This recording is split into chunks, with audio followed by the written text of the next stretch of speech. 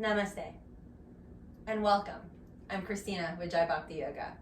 Before we begin, please remember to subscribe below so that you can receive your favorite content of tutorials, yoga classes, workshops, and much more. Today we're working on Crescent Lunge. Whew, almost slipped me. Anjaneyasana. So, to begin, very similar to what we learned in Virabhadrasana 1, the only difference is that the heel remains lifted versus the heel pressing down into the ground. In Virabhadrasana 1, we learned that the heel in the wall variation will press into the wall, and when we're standing on the ground, the heel presses into the ground and the foot is at 45. In Anjaneyasana, the heel remains lifted. There are some practices that practice both and call both the same name. So you may find a little confusion here and there. Neither one is wrong. It just very simply has slight different adjustments when we have a heel lifted and the heel down.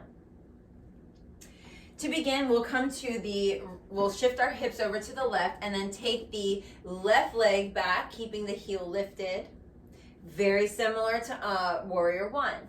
The right foot presses down into the ground. The arms sweep up as best as you can, or the hands press into the thigh.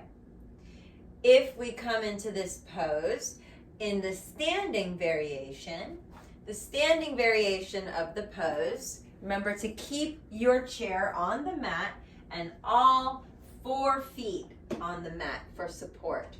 The standing variation of the pose, keep the right foot planted, left leg back, and keep the heel lifted.